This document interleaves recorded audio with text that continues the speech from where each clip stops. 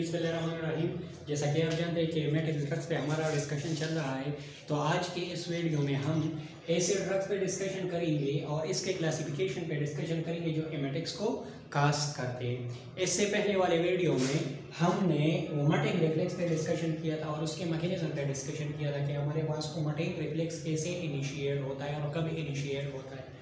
इस वीडियो में एमेटिक्स पे डिस्कशन करने से पहले मैं इतना बताना चाहता हूँ, अगर आप इस चैनल पे नए हैं तो सबसे पहले आप वोमिटिंग रिफ्लेक्स वाली वीडियो को देख लीजिए, क्योंकि जब तक आप वोमिटिंग रिफ्लेक्स के मैकेनिज्म को नहीं जानते तो तब तक ये आपके लिए मुश्किल होगा। चलो आज हम बात करेंगे एमेटिक्स पे। तो एमेटिक्स ये याद रखें कि वो ड्रग्स होते हैं जो हमारे पास वोमिटिंग रिफ्लेक्स को यानी एमेटिक्स को यानी उल्टिया को इनिशिएट करता है, स्टार्ट करता है। तो ऐसे ड्रग्स को हम क्या कहेंगे? एमेटिक्स कहेंगे।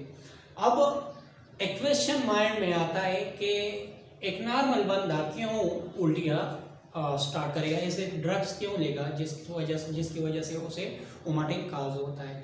तो याद रखिए, हम नॉर्मल बंदे को नहीं देते, ये ऐसे लोगों को देते हैं कि जो पॉइजन का है, खुदकुशी के तौर पर, कसदाना मदन, या इसके अलावा गलती से, या कोई ऐसे फ्रूट्स का है जो इसका जो डाइजेस्टिव सिस्टम है उसको डाइजेस्ट नहीं कर सकता, या इसमें ऐसे केमिकल्स होते हैं अगर वो केमिकल या वो पॉइजन उसके ब्लड में एब्जॉर्ब हो गए तो उसे मसला हो सकता है। तो फिर हम क्या करते हैं, ऐसे ड्रग्स देते हैं ताकि वो वोमिटिंग रिफ्लेक्स को स्टार्ट करे और जो भी चीज उसने खाया हो वो वापस फेंक सके। तो ऐसे ड्रग्स को हम एमेटिक्स कहेंगे। अब एमेटिक्स ड्रग्स को हमने 3 क्लासेस में डिवाइड किए हैं। जो सबसे पहला वाला है उसे हम क्या कहते हैं? सेंट्रली एक्टिंग एमेटिक्स कहते हैं। दूसरे को हम क्या कहते हैं? पेरिफेरली एक्टिंग एमेटिक्स कहते हैं। और लास्ट वन को centrally plus peripherally acting emetics कहते हैं। अब सेंट्रली एक्टिंग एमेटिक्स वो ड्रग्स होते हैं जो हमारा जो सेंट्रल नर्वस सिस्टम है, जो हमारा ब्रेन है या इसके अलावा हमारा स्पाइनल कार्ड है, उस पर एक्टिंग करता है और हमारे वोमिटिंग रिफ्लेक्स को इनिशिएट करता है। तो उसे हम क्या कहेंगे? सेंट्रली एक्टिंग एमेटिक्स हम कहेंगे। इसके अलावा इसमें हमारे पास क्या है जो कि कॉमनली यूज होता है, वो है एपोमार्फिन। इसके अलावा हमारे पास क्या है? पेरिफेरली एक्टिंग एमेटिक्स है। पेरिफेरली एक्टिंग एमेटिक्स वो एक टाइप ऑफ एमेटिक्स है जो हमारे सेंट्रल पे यानी हमारे ब्रेन पे एक्टिंग नहीं करता, ये पेरिफेरल पार्ट पे यानी हमारे डाइजेस्टिव सिस्टम पे एक्शन करेगा और हमारे वोमिटिंग रिफ्लेक्स को इनिशिएट करेगा।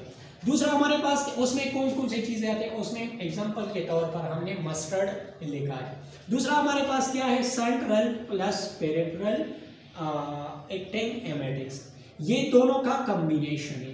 ये ऐसे ड्रग्स है जो हमारे सेंट्रल नर्वस सिस्टम पे भी एक्शन करता है और साथ में हमारा जो डाइजेस्टिव सिस्टम होता है उस पर दोनों पे एक्शन करके हमारे वोमिटिंग रिफ्लेक्स को इनिशिएट करता है। और उसमें कौन सा चीज आता है? उसमें इपिकाक्वाना आते हैं। अब एक एक पर हम डिस्कशन करेंगे, मगर डिस्कशन करने से पहले मैं इतना बताना चाहता हूं कि अगर आपने एमेटिक्स पार्ट 1 को नहीं देखा है तो इस वीडियो के डिस्क्रिप्शन में उसका लिंक मौजूद है, वहां से पहले आप वो देख लें ताकि आप वोमिटिंग रिफ्लेक्स के मैकेनिज्म को समझ सके। इसके बाद आकर इस पर ये वीडियो देख लें। चलिए सबसे पहले हम पहले वाले क्लास पे यानी सेंट्रली एक्टिंग एमेटिक्स पे डिस्कशन करते हैं। और मैंने क्या बताया कि हमारे पास क्या है? एपोमार्फिन है। अब एपोमार्फिन एमेटिक्स रिफ्लेक्स कैसे स्टार्ट कर सकता है? याद रखिए, ये इंजेक्टेबल फॉर्म में आता है। क्या कैसे आता है? इंजेक्टेबल फॉर्म में आता है। तो इंजेक्शन या तो हम फॉर एग्जांपल ये क्या है? एपोमार्फिन का इंजेक्शन है, या तो ये हम इंट्रामस्कुलरली लगा सकते हैं, IM लगा सकते हैं, या इसके अलावा हम सबक्यूटेनियसली भी लगा सकते हैं। फॉर एग्जांपल आपने क्या किया? इंट्रामस्कुलर आपने इंजेक्शन लगाया तो यहाँ से ये एब्जॉर्ब हो जाएगा और कहाँ पे आएगा? हमारा जो ब्लड है, ब्लड में एब्जॉर्ब हो जाएगा और ब्लड के जरिए ये फिर मूव स्टार्ट करेगा टुवर्ड द ब्रेन और ब्रेन में आएगा। ब्रेन में फिर इसके लिए एक खास लोकेशन होता है जिसे हम क्या कहते हैं? CTZ कहते हैं। फॉर एग्जांपल ये मेरे पास क्या हो गया? CTZ, और इस CTZ को मैंने यहाँ पे जोन किया है। तो ये जो हमने एपोमार्फिन का इंजेक्शन लगाया है तो ये कहाँ पे आएगा? कीमो रिसेप्टर ट्रिगर जोन पे आएगा, कीमो रिसेप्टर ट्रिगर जोन, शायद हम क्या कहते हैं, CTZ कहते हैं।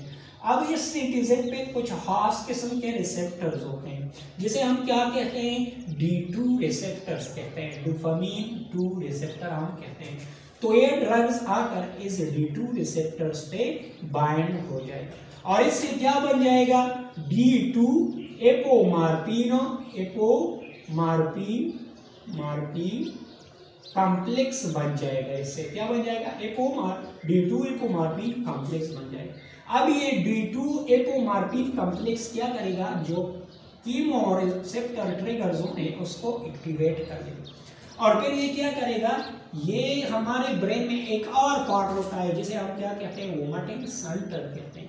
ये ओमाटिन सेंटर को एक्टिवेट करेगा। जब आपके पास ओमाटिन सेंटर एक्टिवेट हो जाता है तो फिर ये क्या करेगा, जो ओमाटिन रिफ्लेक्स है उसको इनिशिएट करेगा और आप क्या करेंगे, उल्टियां कर लेंगे। बिल्कुल सिंपल है, इसमें कोई मुश्किल नहीं।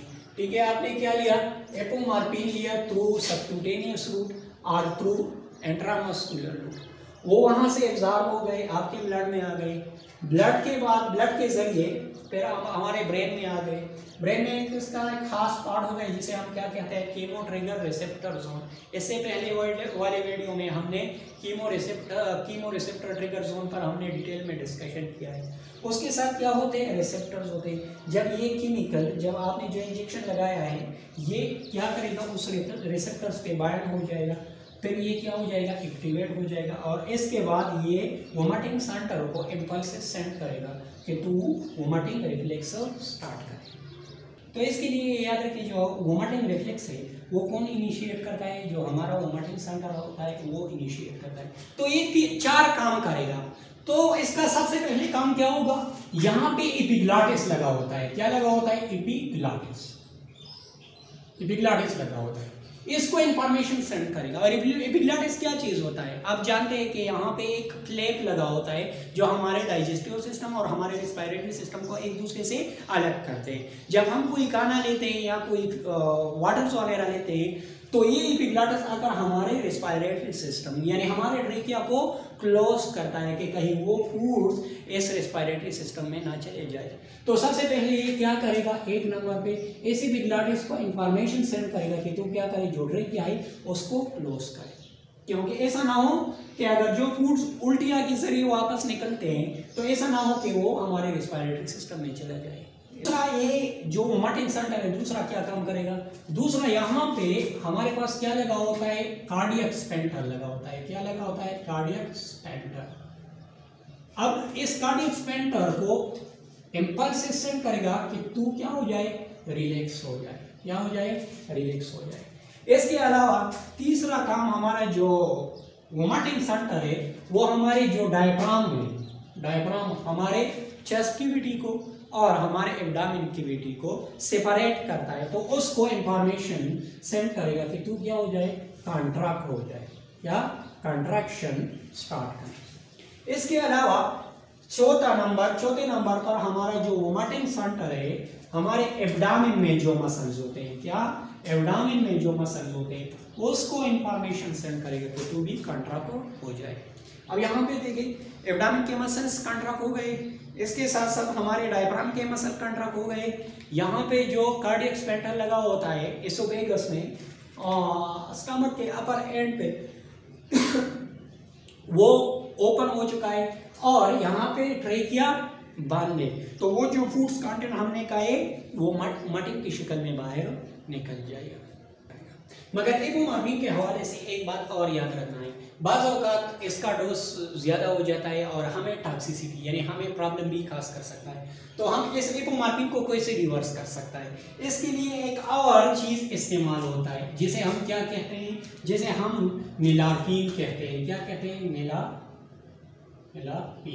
निलार्पिन हम इस्तेमाल करेंगे उसको रिवर्स करने के लिए। फॉर एग्जांपल आप इसका जो एपोमार्फिन है इसका डोज आपसे ज़्यादा हो गया, ठीक है, और आपके साथ उसने टॉक्सिसिटी या कोई प्रॉब्लम्स वगैरह काज किया, तो हम इसको निलार्पिन के जरिए रिवर्स कर सकते हैं। तो फिर आप क्या करेंगे, निलार्पिन का इंजेक्शन लगाइए, तो वो भी इसी तरह हमारे ब्लड में एब्जॉर्ब हो जाएगा और ब्लड के जरिए आएगा कहाँ पे, हमारे ब्रेन में आएगा और ब्रेन में जो हमारा कीमो रिसेप्टर ट्रिगर जोन है वहां पे बाइंड करेगा। बिल्कुल इसी तरह जो एपोमार्फिन जैसा कि D2 रिसेप्टर पे बाइंड होते थे तो वहां पे ये बाइंड हो जाएगा। और यहाँ पे पहले जो एपोमार्फिन है उसको क्या करेगा कि भाई हट जा, अब ये क्या है, मेरी जगह है, तो ये इसी तरह इस पर बाइंड हो जाएगा और जो कीमो रिसेप्टर ट्रिगर जोन है उसको डीएक्टिवेट करेगा कि आप वोमिटिंग सेंटर को इंफॉर्मेशन ना सेंड करें। ठीक है, नेक्स्ट हमारा जो ग्रुप है वो क्या है, पेरिफेरली एक्टिंग एमेटिक्स है। और इसमें कौन सा वाला ड्रग्स आता है, मस्टर्ड आता है। और हमने ये भी बताया था कि ये ऐसे एमेटिक्स है जो हमारे सेंट्रल नर्वस सिस्टम पे एक्शन नहीं करता, बल्कि हमारे जो पेरिफेरल एरियाज है यानी हमारा जो डाइजेस्टिव सिस्टम है उस पर एक्शन करता है। तो ये कैसे एक्शन करता है, फॉर एग्जांपल ये मस्टर्ड है, ये हम लेते हैं और ये हम कैसे लेंगे, ओरल रूट के जरिए हम लेंगे। कहाँ से लेंगे, ओरल रूट के जरिए। फॉर एग्जांपल यहाँ पे क्या है, मस्टर्ड है, ठीक है, और ये मस्टर्ड आपने ओरल रूट के जरिए ले लिए और ये क्या करेगा, ये एसोफेगस को क्रॉस करेगा और यहाँ स्टमक में पहुंच जाएगा। जब ये स्टमक पे पहुंचता है तो हमने बताया कि जो हमारा स्टमक है उसको म्यूकस मेम्ब्रेन ने कवर किया होता है। किस चीज़ ने कवर किया है, म्यूकस मेम्ब्रेन ने।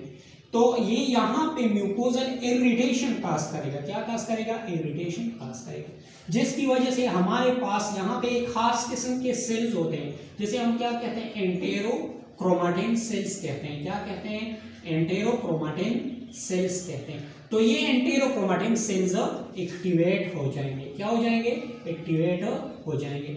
अब ये क्या करेगा, एक खास किस्म के केमिकल रिलीज करेगा जिसे हम क्या कहेंगे, सेरोटोनिन हम कहेंगे। क्या कहेंगे, सेरोटोनिन हम कहेंगे। या सेरोटोनिन के अलावा हम इसे 5-HT3 भी हम कह सकते हैं, 5-HT3।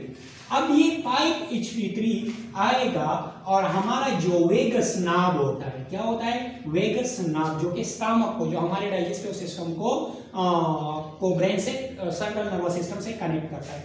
तो इस पे खास किस्म के रिसेप्टर्स होंगे और उस वेगस नाभ पे एक खास किस्म के रिसेप्टर होंगे जिसे हम क्या कहेंगे, 5-HT3 रिसेप्टर्स हम कहेंगे, या इसके अलावा हम उसे सेरोटोनिन रिसेप्टर भी कह सकते हैं। तो ये सेरोटोनिन रिसेप्टर यहाँ पे, तो ये सेरोटोनिन केमिकल जो कि एंटेरोक्रोमाटिन सेल ने रिलीज किया है वेगस नाभ के सेरोटोनिन रिसेप्टर पे बाइंड हो जाएगा और ये क्या करेगा, इम्पल्सेस क्रिएट करेगा। और ये इम्पल्सेस वेगस नाभ के थ्रू कहाँ पे आएगा, हमारा जो नर्वस सिस्टम है वहां पे आएगा, हमारे ब्रेन में आएगा।